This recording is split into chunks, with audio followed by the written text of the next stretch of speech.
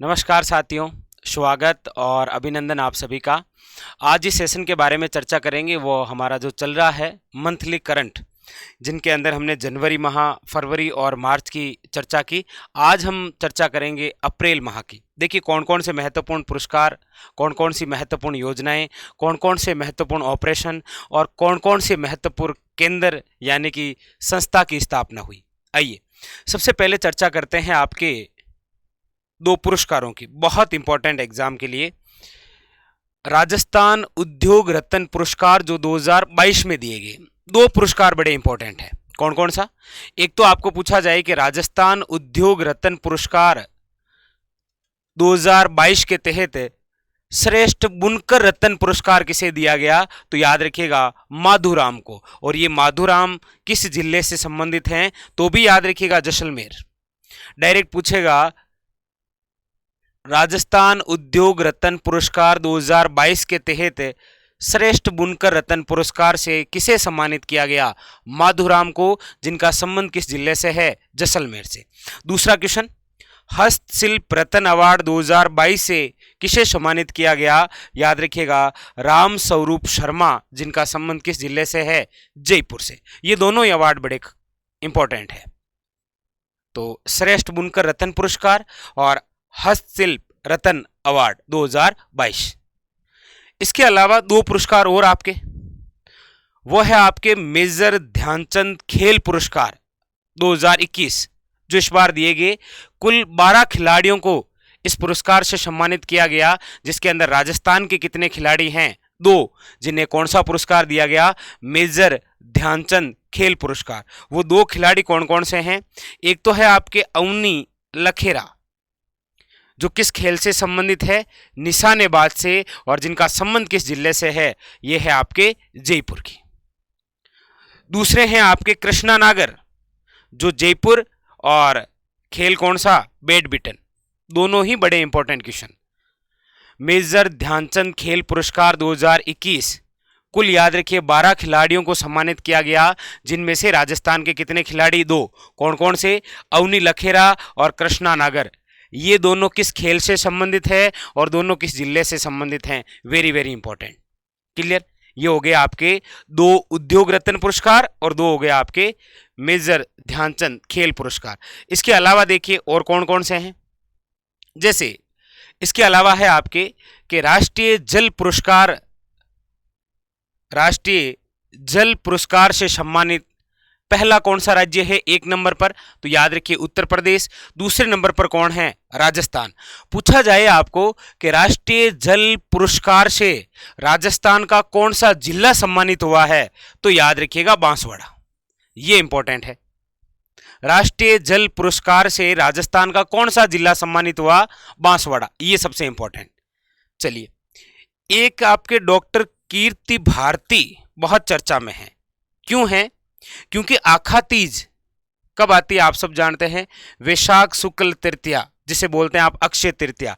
आखा तीज पर जो बाल विवाह होते हैं, ये निरस्त करवाने की जो मुहिम है, उसकी वजह से डॉक्टर कीर्ति जो भारती है, इनका नाम कौन से वर्ल्ड रिकॉर्ड में दर्ज किया गया? Limca book of world record में। याद रखिएगा, बहुत इंपॉर्टेंट है। एक आपके इधर देखिए, संयुक्त राष्ट्रीय पर्यावरण द्वारा वृक्ष मित्र सम्मान समारोह 2022 के तहत किसे सम्मानित किया गया? तो याद रखिएगा सिद्धि जौहरी, जिनका संबंध किस जिले से है? जोधपुर से। आपको पूछा जाए संयुक्त राष्ट्रीय पर्यावरण द्वारा वृक्ष मित्र सम्मान समारोह 2022 के तहत किसे सम्मानित किया गया? सिद्धि जौहरी, जिनका संबंध किस जिले से है? जोधपुर से। एक आपके याद रखिएगा कला शिरोमणि अवार्ड किन्हें दिया गया? तो अरुण किम्मतकर को। ये है आपके कुछ सम्मानित पुरस्कार। कुछ और फैक्ट देखिए, जैसे ऑपरेशन आग, कल हमने पढ़ा था ऑपरेशन सर्द हवा, ऑपरेशन सरहद, ऑपरेशन क्लीन स्वीप। आज आपके सामने है ऑपरेशन आग। क्या है ये? अवैध हथियारों को पकड़ने के लिए सरकार द्वारा जो ऑपरेशन चलाया गया, नाम क्या है? ऑपरेशन आग। याद रखिएगा। एक आपके प्रदेश में पहला एल रूट सर्वर कहां पर स्थापित होने वाला है? तो याद रखिएगा जयपुर में। किसके लिए? तो ई गवर्नर को बढ़ावा देने के लिए। मतलब प्रदेश में चाहे कैसी भी कंडीशन हो जाए, चाहे बाढ़ आ जाए, फिर भी इस पूरे एशिया के अंदर जहां पर नेट चलेगा वो होगा हमारा प्रदेश राजस्थान। राजस्थान के अंदर पहला कौन सा एल रूट सर्वर कहाँ स्थापित हो रहा है? जयपुर के अंदर। चाहे कितनी विपरीत कंडीशन हो जाए फिर भी नेट बंद नहीं होगा। ये देखिए एल रूट सर्वर कहाँ पर स्थापित किया जा रहा है? जयपुर में। एक है आपके इंदिरा शक्ति ऐप, जिनका संबंध किससे है? तो याद रखिएगा महिला सुरक्षा से संबंधित, ठीक है। और एक आपके यूरोपीय देशों की तर्ज पर अब प्रदेश के अंदर भी जयपुर, कोटा और उदयपुर में क्या होगा? Signal free traffic system. Traffic बहुत ज्यादा होने लग गया है, इसीलिए जयपुर, कोटा और जोधपुर के अंदर यूरोपीय देशों की तर्ज पर क्या? सिग्नल फ्री ट्रैफिक सिस्टम शुरू होगा। नेक्स्ट देखिए, एक है आपके कि देश के सबसे ऊंचे हॉस्पिटल की नींव माननीय मुख्यमंत्री अशोक गहलोत द्वारा कहां रखी गई? तो याद रखिए जयपुर में। एक आपको पूछा जाए प्रदेश की पेस्ट यानी प्रदेश की पहली पैरा खेल अकादमी कहां बनने जा रही है? जोधपुर के अंदर। एक आपके है कॉन्स्टिट्यूशन क्लब ऑफ राजस्थान, कहां पर? तो जयपुर विधानसभा भवन के पास में, मतलब जयपुर के अंदर ही बनेगा। एक है आपके आर्टिफिशियल इंटेलिजेंस और प्रोग्रामिंग सेंटर, कहां पर बनेगा?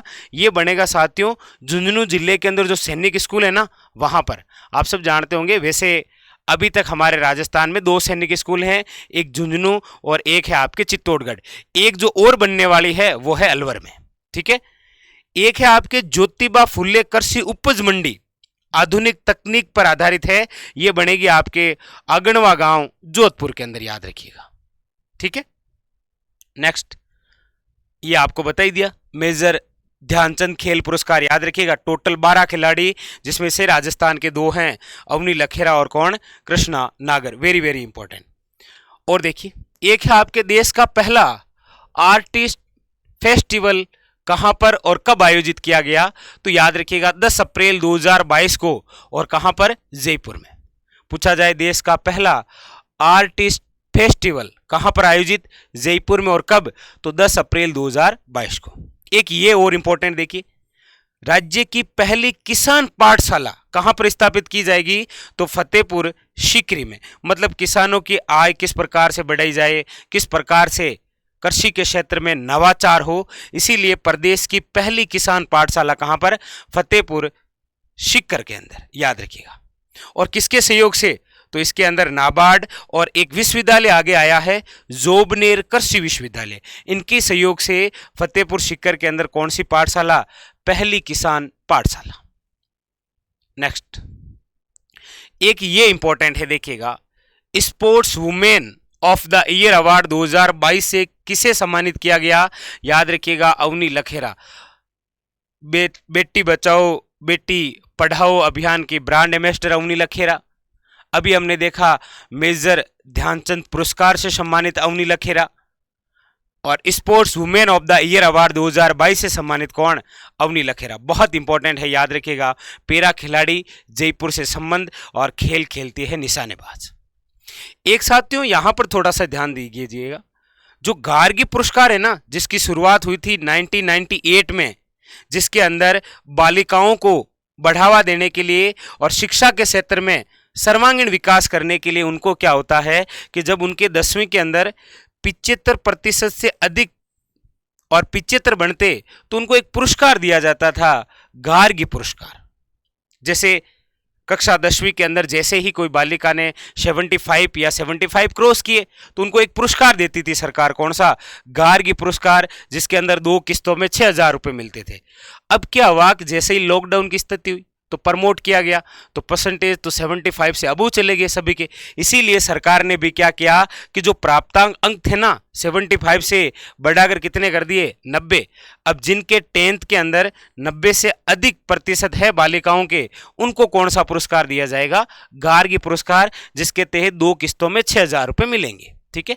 एक इधर आइए, ये केंद्रीय श्रम व रोजगार मंत्रालय, जिसके द्वारा एक पुरस्कार दिया जाता है, राष्ट्रीय खान पुरस्कार। इस बार हमारे राजस्थान की 2 खानों को मिला है, कौन कौन सा? एक तो है सानू लाइमस्टोन खदान जैसलमेर के अंदर जो किस खनिज के लिए प्रसिद्ध है, तो स्टील ग्रेड चूना पत्थर के लिए, याद रखिए। और एक है आपके अजमेर का कायड माइंस जो किस खनिज के लिए है, सीसा जस्ता के लिए। तो पूछा जा सकता है कि जैसलमेर की वे कौन सी खदान है जिसे केंद्रीय श्रम रोजगार मंत्रालय द्वारा राष्ट्रीय खान पुरस्कार से सम्मानित किया गया। नेक्स्ट अगला है आपके एक श्रीराम सांते जैविक कृषि अनुसंधान व प्रशिक्षण केंद्र जिसका लोकार्पण ओम बिड़ला जी द्वारा किया गया। कहां पर? जाखोड़ा गांव कोटा में, याद रखिएगा, जाखोड़ा गांव कोटा के अंदर। एक ये और खास है कि प्रदेश का तो पहला और देश का तीसरा यूरेनियम प्रोजेक्ट कहां पर? तो खंडेला सीकर में स्थापित किया जाएगा, याद रखिएगा। और ये तो आप जानते ही हैं, Rajiv Gandhi fintech digital institute कहां पर? तो जोधपुर के अंदर। कहां पर? जोधपुर के अंदर। ये देखिए, ये और खास और बड़ा महत्वपूर्ण बिंदु है, याद रखिएगा। दिसंबर 2021 तक राजस्थान के अंदर ऊर्जा क्षमता कितनी? तो याद रखिएगा 23,321 मेगावाट, 23,321 मेगावाट। और पूछा जाए दिसंबर 2021 तक राजस्थान के कितने गांवों को विद्युतीकरण कर दिया गया है? तो याद रखिएगा 43,201, 43,201 डाटा इंपॉर्टेंट, और 23,321 मेगावाट ये भी इंपॉर्टेंट। क्लियर? तो ये बातें थी आपके अप्रैल माह से संबंधित करंट की, जिसके अंदर याद रखिएगा उद्योग रत्न पुरस्कार हो, चाहे आपके मेजर ध्यानचंद खेल पुरस्कार हो, सारे के सारे इंपॉर्टेंट। फिर मिलेंगे अगले सेशन में, फिर चर्चा करेंगे आपके मई और जून से संबंधित। तब तक के लिए धन्यवाद।